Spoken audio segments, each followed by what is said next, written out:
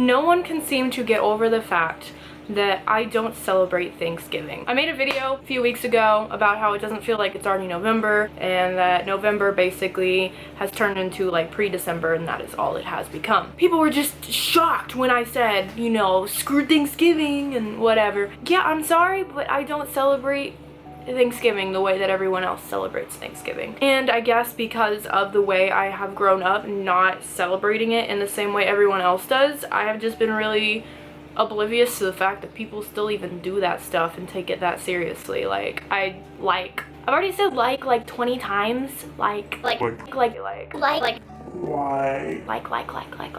My family does not celebrate Thanksgiving the way that you celebrate Thanksgiving. We don't make like a bunch of good food and do all that stuff at all.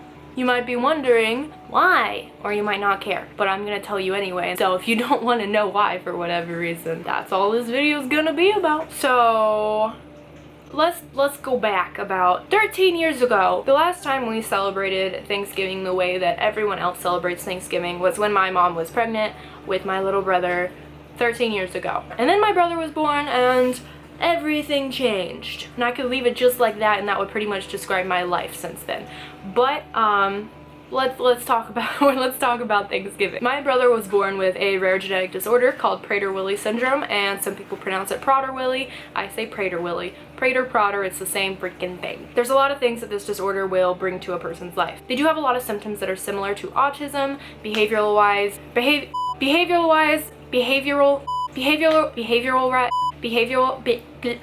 can't say behavioral,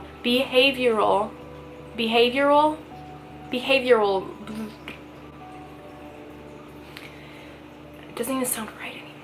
Behavioral wise, they're gonna have a lot of symptoms similar to people who have autism. And physically, they're not gonna be able to walk well until maybe like 3 or 4. My brother was not walking until he was like 4 years old, and even with that, he needed a lot of assistance. And then they're gonna have very low tone, muscle tone. They're gonna be very weak. Their muscle tone is going to be very weak all over. It's gonna be hard to understand them. They're going to have a lot of speech problems, things like that. The main thing this disorder entails for a person is morbid obesity and the fact that they are missing the gene in their body that tells the brain they are full. So they always feel like they haven't had a meal in days. Now, the way the child reacts to this part of the disorder is very much dependent on how they are raised. A lot of it is uncontrollable, of course. You can't control the fact that they feel like they are starving. You can't control the fact that they do have that feeling of starvation in their body always. That's just a constant in their life, and there's really nothing, there's no cure for this. That is just how they are. Depending on the way, depending on the family they grow up around, and depending on how they are raised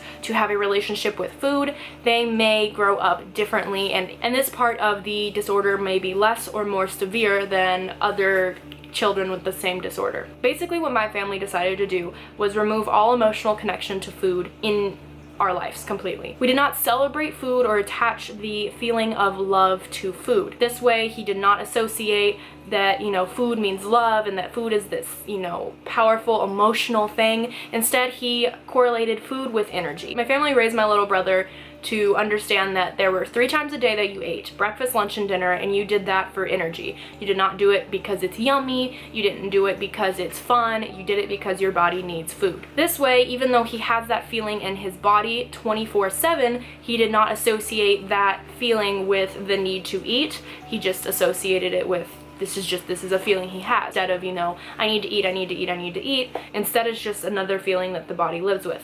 Of course, this isn't like 100% successful always. He's still gonna have moments where he, you know, wants food, but that actually never really became a huge issue with my family, and I think it has to do a lot with how he was raised. Because when he isn't around my family, if you leave him like with someone else, which we never do, but like when he went to public school, those food-seeking symptoms did show up more when he was around someone else and he wasn't, you know, feeling protected by our rules and our family and the way that we have structured things for him. So because of this, we really stopped the whole let's eat to celebrate Thanksgiving. We don't do that. For dinner on Thanksgiving, we do have Thanksgiving foods, but it's just like a regular meal, just like any other meal. We don't go like, yay, time to eat, or anything like that. Because of the way that my family has raised him, he has grown up without wanting sweets, or he's never had cookies and fried foods and things like that. He has a very healthy diet, and he stands by this diet. Like, he wants to have his healthy servings. He wants to know what a serving is and wants to only have what a serving is because he knows that's what his body needs. His mindset on food and like what's healthy and what's not is pretty good in all honesty. He's 12 years old, and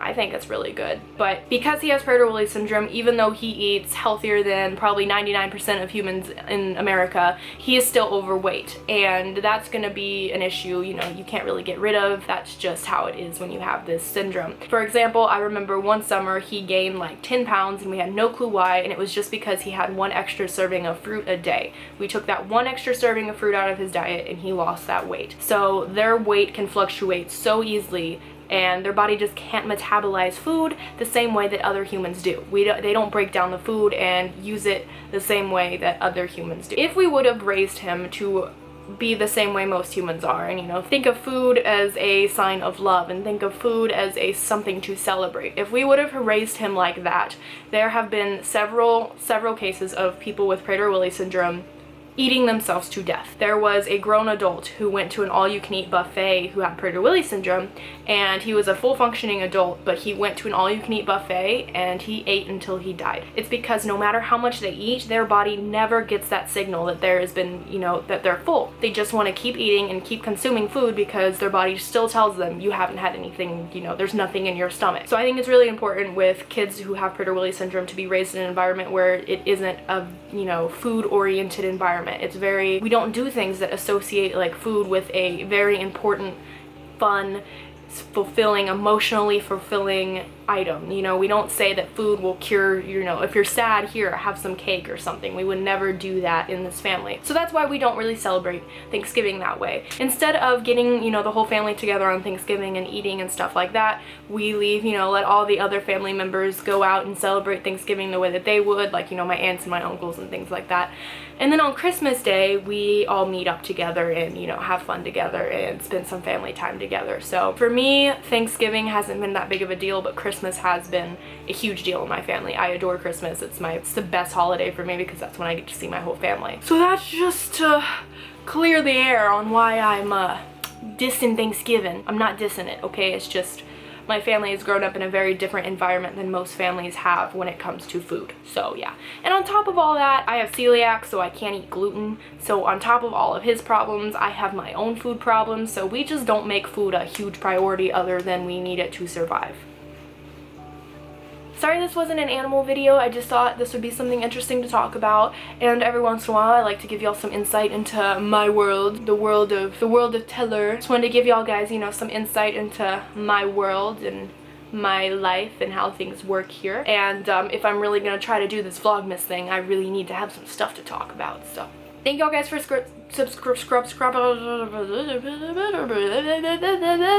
can never talk right. Thank you guys for subscribing, and make sure to check out my aquarium life because that's a website that we're working really hard on right now. So thank you guys for watching. I will get back to my animal care videos now. Sorry for these non-animal care videos. Bye! Bye! And for more information on Prader-Willi syndrome, you can go to pwsausa.com. There is no known cure right now for Prader-Willi syndrome, so donations are always accepted on their website to help provide money for their research and for people who have someone with Prader-Willi syndrome in their families. Thank you all guys for subscribing.